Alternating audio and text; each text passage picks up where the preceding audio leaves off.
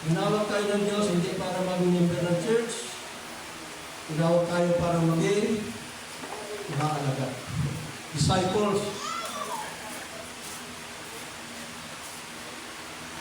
Sabi ng mga disciples, mag-aral, kaya mayroon tayong bahagi sa church. Hindi naman tayo uwi, uwi. Narito tayo dahil bahagi tayo ng katawan ng Kristo. Pag wala ka, kulang po ang church. Kaya salamat po naman. Okay. So,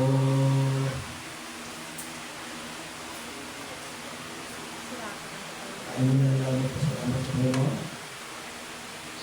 Panginoon, salamat sa bagay na nagluto at sa ating mga buhay. Salamat Panginoon. May panahon na kasalanan kayo panahon ng kasalanan sa Diyos. Pero po ang lalo na yung sa pagkakas. Salamat sa kapaliwan ng sa batas namin, pagpasan. At muli sa umagot ko, muli namin pinilala ngayon ba na sinsya sa aming kaagtaan at ang Diyos ng Banal Espiritu about sa amin. Kailangan po Diyos, magsabot po ang pangunawa, magsabot po ang isipan, magsabot po ang puso, sa mga aming pagpalipalay ngayong mata, kaya magkaroon ng bisa, pangyarihan, sa ulang po sa mga katinag, itinala ka namin, itinala na wala ka at makabugan. Ito, sinuga ko ngayon, pagkalan ng Kristo, ngayon. Ayan, hallelujah. So, yung ating next na may mata ay matutagpang sa 1, chapter 2021. Pagkalan sa ating kanina. At ating paksa ng umaga, ating tema, seeking. Paghahanap. Sa talata na nabasa natin kanina, yung mga Griego, mga Griego matatalino yun. Pagkang mahanap sila. Kaya pumunta sa lugar na kung saan naroon yung mga kalagyan ng Panginoon sa Kristo at sila ay nagtanong, bigla. Ano lang hinahanap si Jesus, maaaring dumating sa kanilang pag-inig lang ang Jesus nito ay nagpabilag ng mga mata ng mga buda. Napakinggan nila na ang lumpo ay kayo at nakapaglakad at maging ang patay. Katulad ni Lazaro sa libingan, tayo muling nabuhay. Kaya, namangha sila. Gusto nilang makita si Jesus. At nabalitaan nila na ang Jesus nito, siya rin ang Bisaya. So, ano man ang reason, ano man ang dahilan kung bakit hinahanap si Jesus, bakit nila hinahanap si Jesus? Gusto nila makita ang sa Kristo na tao na ito.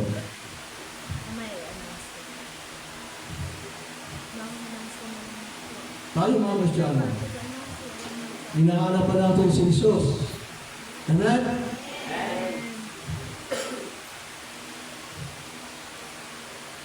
Hinahanap pa natin si Jesus dahil may kailangan tayo. Kaya ngayon ako na sa talakayin yung why we seek Jesus. Bakit natin hinahanap si Jesus? Sa Marcos, chapter 1, verse 55 to 57. Sabi dito, madaling araw pa ay nagbangon na si Jesus at napunta sa isang lugar kung saan maaari siyang ah,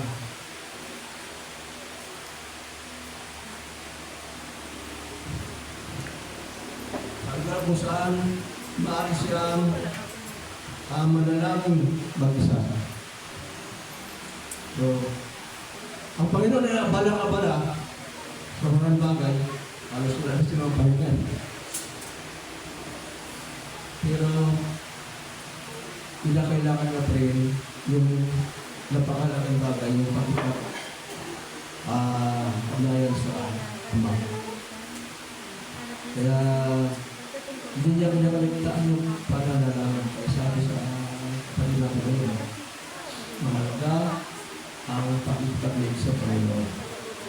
Sa panahon na kailangan nila, kailangan mo ang pananalaman. Sa panahon na okay ka lang, kailangan mo pa rin mananalaman. Kaya sabi sa verse 36, hinanap siya ni Simon at mga kasama nito at nang magkapuan nila, hinahanap mo kayo ng mga tao. Ang mga tao ay hinahanap nila si Jesus. May mga tao na naghahanap ni Jesus sapagkat gusto nila matugunan ang kanilang spiritual na pangangailangan. Gusto nilang masatisfy ang spiritual na pangangailangan. Kasi ang tao, hindi lamang sa katawan. Ang tao ay meron ng spirito. Meron ng spirito. Kapag ang walang tao tayo, pag wala sa akin ng Diyos, hindi po masatisfy ang ating spiritual. Kaya, sila ay uhaw sa bagay ng spiritual. Kulang. Ang kanilang buhay ay hanggang, walang diksyon, parang dry. Kaya kailangan nila hindi makapagbibigay sa kanila ng pagkukunan ng kanilang pagkauhaw. Ay ba naramdaman ba natin na nauhaw din tayo kay Jesus? Amen. Kung wala si Jesus, kano mang kadami ang ating material na bagay, ay kulang pa rin.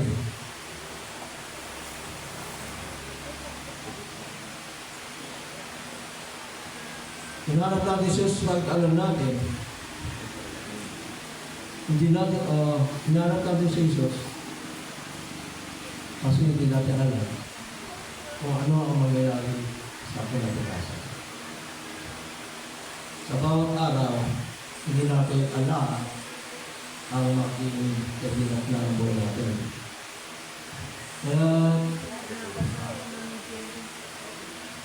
sa bawat araw na dumating sa ating buhay, dapat hinanap natin si Jesus. Pagkagising Yesu, ano ang ating unang ginagawa? Hinanap natin si Jesus. Nananalangin ba tayo kay Jesus? Panginoon, salamat sa buong magdamag na patugan mo, pag-ingat, balik mo amin ang kadiwa. At Panginoon, gabayan mo po kami sa araw na ito. Hinangin natin ang Panginoon ang kanyang paggabay. Hindi yung pagkagising natin, gano'n agad ang ating atupat.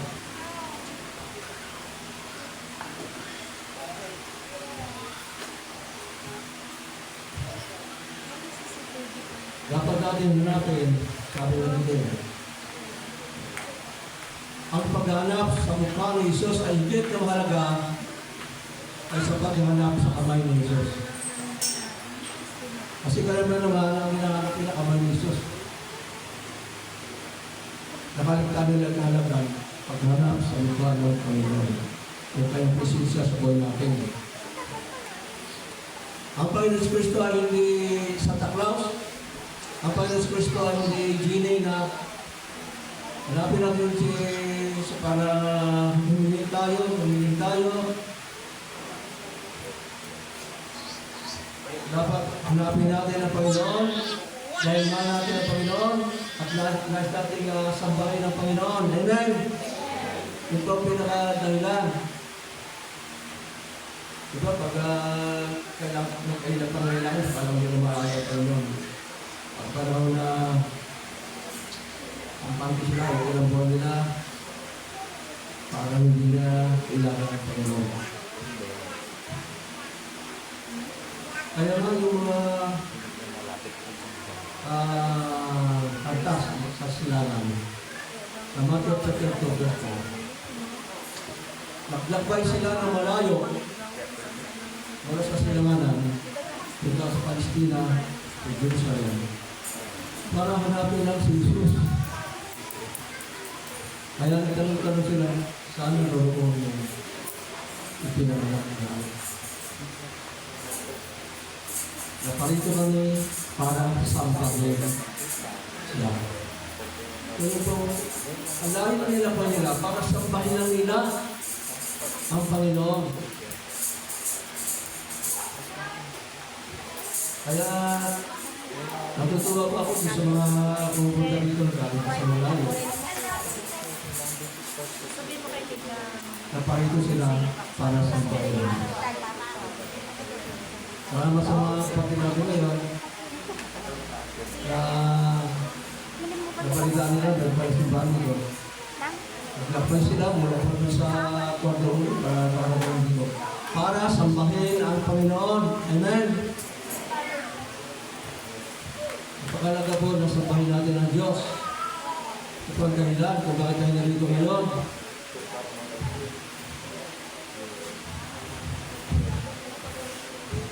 Hindi ko alam yung distance. Alam ka ba? Ba't di ka nakasin ba?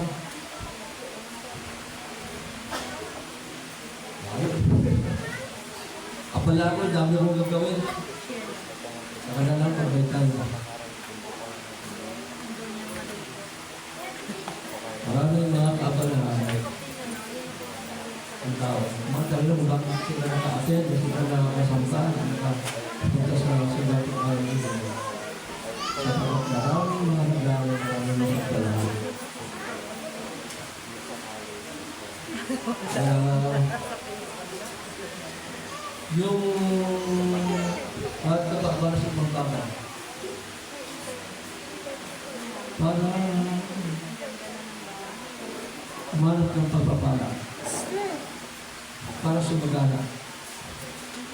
Kaya kailangan ko kumain ng umayo. Magkaarawan ko kailangan ko kumain.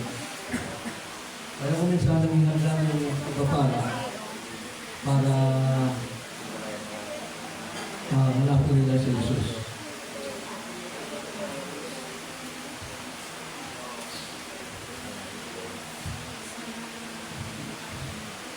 Masama ba yung pinagpapala ka? Masama ba yung sumasagana ang buhay natin, financially, materially, sa pagbayon? Hindi naman. Doon ang gusto ng Panginoon, magpapalain tayo sa lahat ng bagay. Ito kapag ito ang naging nagla, ang pagpapala ay nagiging Diyos-Diyosan. Yung idol. Kaya sa Jeremiah chapter 9 verse 12 and 13, dati ang Israel ay pinagpapala ng Diyos. Saka na sila. Inanghal sila ng mga bansa.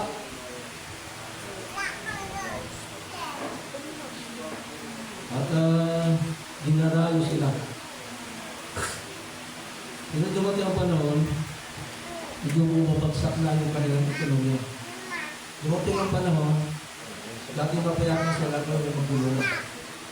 Sinasalakin na sila ng mga ibang mga pangalihan. At kung pag-ipis na sumagana sila, lalong daming mga salong, dumating sa kanilang kabuhayan. Kaya sabi ni Propeta Jeremiah, Panginoon, bakit nangyayari ito sa amin? Alam mo ba tinawag mo, di ba? Ito ang aming sinasabi. Itanong siya sa Panginoon. Kaya sagot ng Panginoon sa verse 13, nangyari ito sapagkat pinabayaan ninyo ang aking naputusan. At nahumali kayo sa mga Diyos-Diyosan. So, isa sa mga dahilan kung bakit dumarating yung mga hindi magandang bagay sa buwan natin. Kaya kumbaga paalala sa akin, baka ginagawa mo ng Diyos-Diyosan. Yung bagay na yan. Kailangan ng time para sa Panginoon. Kaya nga, sabi mo na, ginagawa ko ito para ito kami para sa pagpapala. Maghanap tayo ng pagpapala. Pero pinakaligtaan naman natin ang nagbibigay ng pagpapala. Kano man paraan mong pagpapala makita natin, kapag ninayaan natin ang nagbibigay ng pagpapala, lahat ng pagpapala na sa atin mawawala yan. Pero kapag hinanap natin ang nagbibigay ng pagpapala, hindi po tayo mauubusan ng pagpapala. Amen! Amen! Kaya unahin natin ang nagbibigay ng pagpapala, ang Panginoong Isus. Ay, salamat. Pangalawa, Nakabalo ako pag-isa. ano ba natin ang natin ng Panginoon? Isus. Mayroon natin ng Panginoon Isus. Sabi ng Jeremiah chapter 29, verse 13. Kapag hinanap ninyo ako, ako'y inyong natatagpuan. Kung buong puso ninyo ako hahanapin. Kung talaga sa puso natin na gusto natin matagpuan ng Panginoon, matatagpuan po natin siya.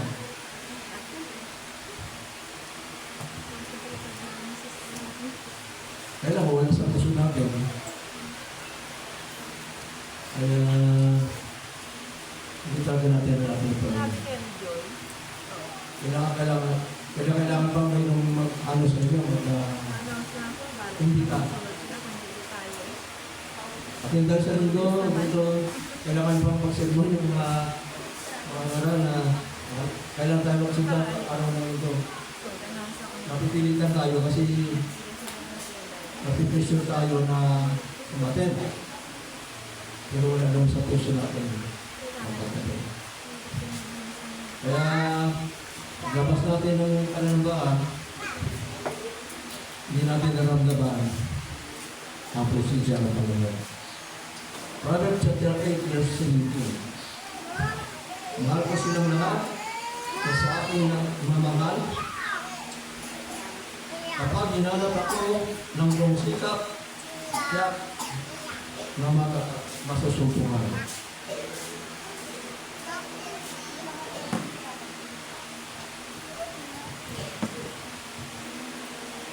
Hindi tayo po natin tulog. Kailangan lang natin hinapin natin sa buong sikap. Pag nasa puso mo bang naman, talagang pinagsisikapan. Tayo, pinagsisikapan ka natin na hanapin ang Panginoon. Amen. Kahit tayo na dito ngayon, alam ko, dahil kasi kumalalit ka. Kumagalit pa tayo. Ito ang hanapin ang Panginoon. Nagsikapan natin. Pagkat yun na naman ang puso natin. Pagkat ang Panginoon, ang buhay natin. Kaya pangatlo, God's promise to do the same thing.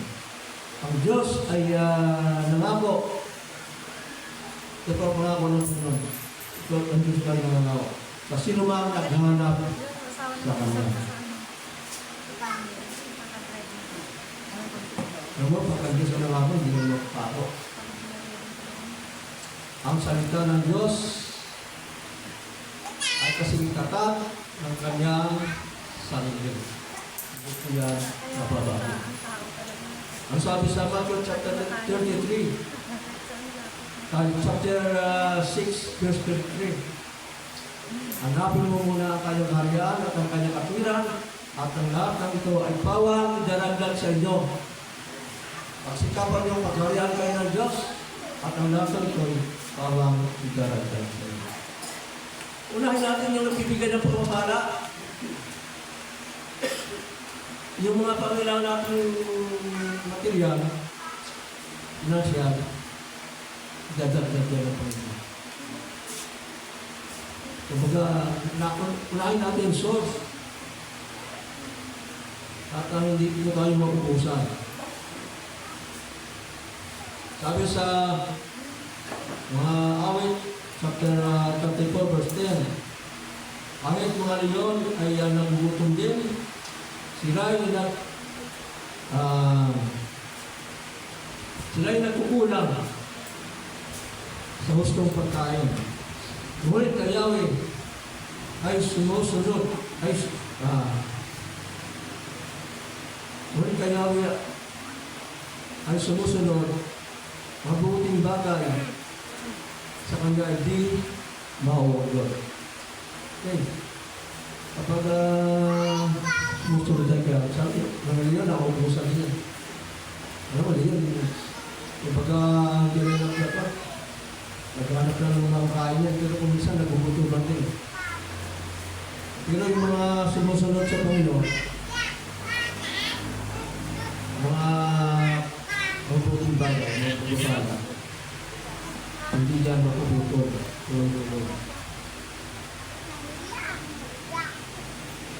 Kaya, kung sino nga magtiwala sa Panginoon, gawin mo una at priority ang Diyos, ang Panginoon. Lagi po tayo may pagpapala. Gusto ba natin magpalahan sa buhay? Amen. Gusto ba natin hanapin ang Panginoon araw-araw sa ating buhay? Amen. Amen. Amen. Napakalaman ng Panginoon. Panginoon, salamat sa mga salita mo. Salamat na inipon po kami. Nagpon tayo bakit kami na dito ngayon. Kapag tinawag mo kami. At nais po namin na matugunan ang mga pangailangan spiritual. Nais po namin lumakas aming pananampalataya at maging masigla kami sa aming paglilingkod sa inyo. At natitiwala po kami sa inyong mga salita, sa inyong mga pangako, na sino man sumusunod sa inyo, hindi nyo pagkukulangan, hindi nyo iiwan, hindi pababayaan man. At ang iyong bigay at pagkakala ay lagi sumusunod at sumasakay. Salamat po. Sa pangalan ng Kristo. Amen.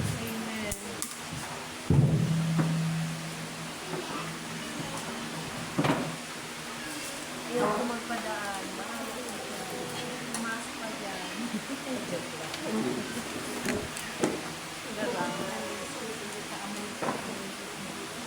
Kasi na net.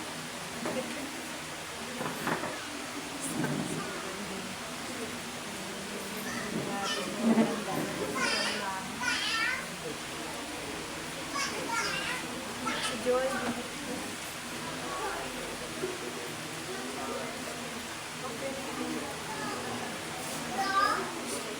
Ay, di ba si Ma?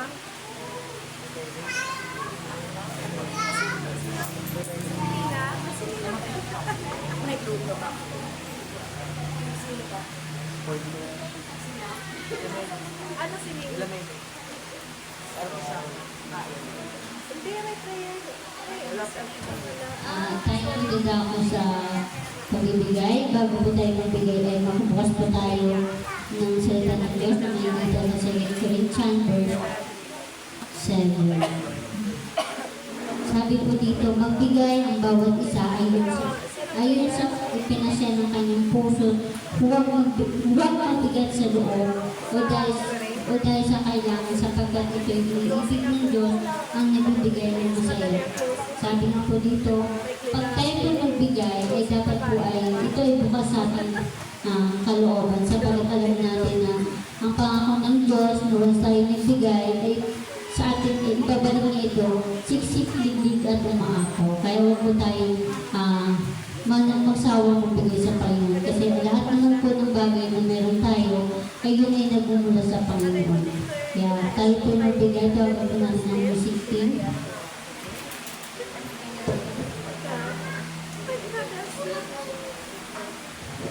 Ayan, inaanyahan ko po na tumayo po ang lahat upang ihanda ang ating mga sarili sa pagbibigay sa ating Panginoon. Five? Ano ko mga Give thanks with a grateful heart. Give thanks to the Saan mo Holy lang One. makakakuha ng pera? Give thanks because He's given Jesus Christ, His Son. Give thanks with a grateful heart. Give thanks to the Holy One. Give thanks because He's given Jesus Christ, His Son. And now let the weak say, I am strong. Let the poor say, I am rich because of what the Lord has done for us. Give thanks.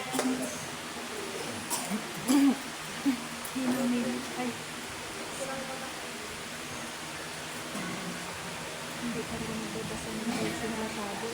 Ha? Hindi ka rin nagbabasa ng Diyos na matado. Kailang Diyos na makapangyarihan sa lahat sa aming mga Diyos, sa lahat ng mga nagkakaroon.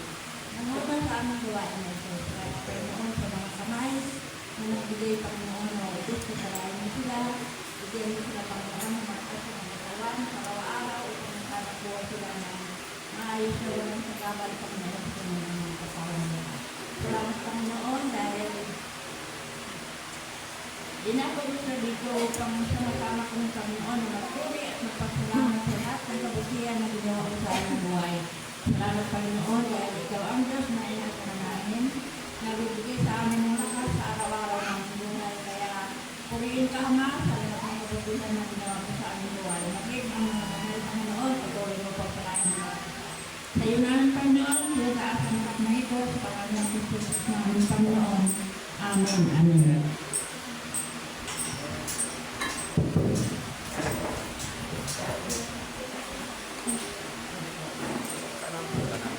Tayo po nandang sa announcement.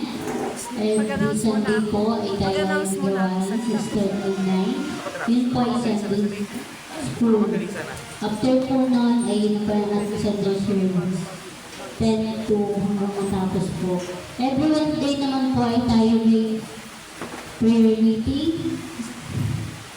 The next po ay practice every Saturday po. 5 hanggang matapos. Yun po, Jesus is Raised. Meron po sa November 30. November 30, 2025. Ito yung gaganatin sa Santa Cruz Gymnasium. Tapos yung Thanksgiving po natin, gaganatin sa December 7. Karagdagan po.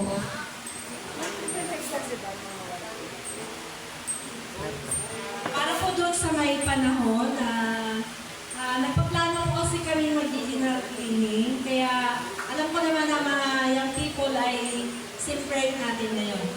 Kaya inanyahan ko po ang bawat isa tuwing hapon, kaya 2 oras lang. At kung sino po yung willing na hindi makalagyaw ay welcome po ang merienda. Matik na po yun. Salamat po young people sa pakikipag-isa. Sana naman hindi ako mag-iisa. Samahan niyo ako. Malungkot din naman na senior. Senior na nga iwanan niyo pa. Mas malakas kayo kaysa akin. Kaya, lahat daw kasi naging natin ay para sa Panginoon. Amen ba, mga young people? Ibig sabihin, mag-isa talaga ako ulit. Maawa naman kayo sa senior. Hindi, alam ko na makiisa ang bawat nila. Salamat. Pastor Carmen, karagdagan po.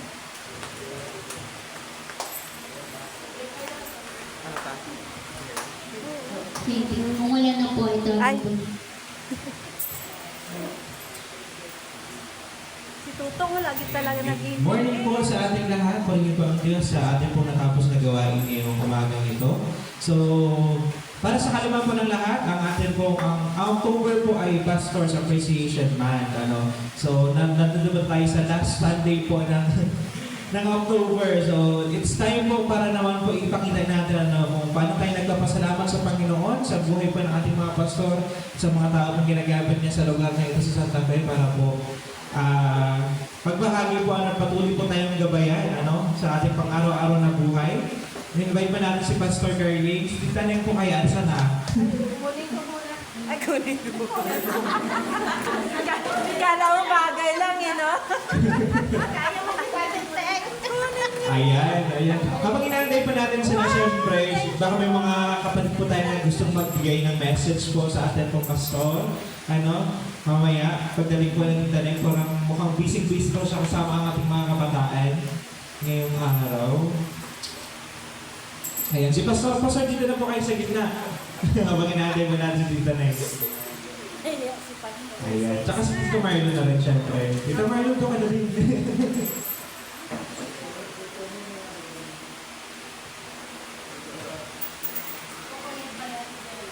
Kukunin pa. Parang kaldero lang, ano? Wow, may surprise. Naisip ka lang kasi gusto. Diba, G, no? Sige, Pastor, mauna po kayo.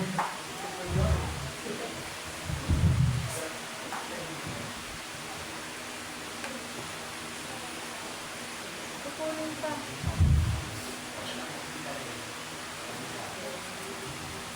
Naghanda po ang mga kabataan po ng presentation para po sa inyo, Pastor. Busy pa si Tita Nay, baka nag-aayos pa.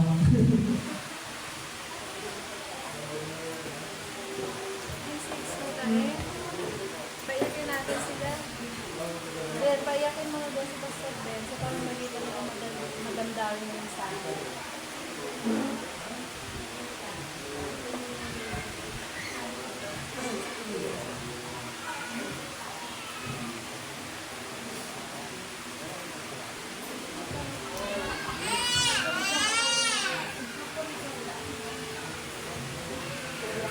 So, mahirap kunin, ah. Tita Nay, ikaw na lang inaantay. Bigyan niyo ng bangko doon, ha? Patugtugin mo na lang yung good news agad. Hey, Brother Marlon. Kunin ka raw yun, eh. Kunin ko muna si Tito Mark, kasama na to.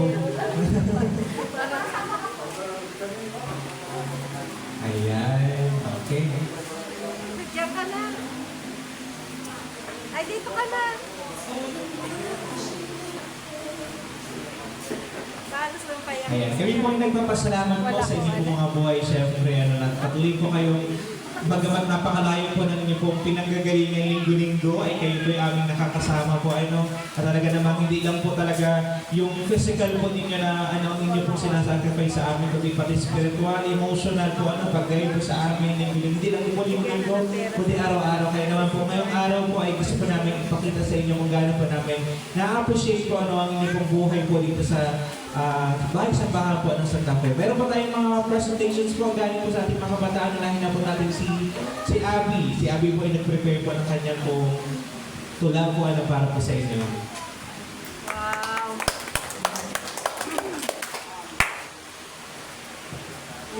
Dito na ako sa kurang ninyo. Pakinggan nyo na lang po yung inalay ko na tula. Pagbigyan kayo ng pasasalamat dahil patuloy po kayong naglilingkod sa amin. Ginagamit po kayo ng Panginoon upang kami ay turuan din po na nanggaling sa Panginoon na ang Panginoon po ay kayo siya ang ginamit upang ibabahagi niyo rin sa amin ang inyong knowledge, wisdom na nagmumula sa Panginoon Diyos. Yan. Ang title po ng Toronto ay Pagpupugay sa mga pastors sa salamat. Mga pastor na tapat, mga lingkod ng Diyos na may pagmamahal, pinapastor ang kawal ng may buong ilan. Sa landas ng Panginoon, sila'y tinuturuan. Sa kanilang paglilingkod, may pag-ibig at pamalas. Malasakit. Nagsisilbi sa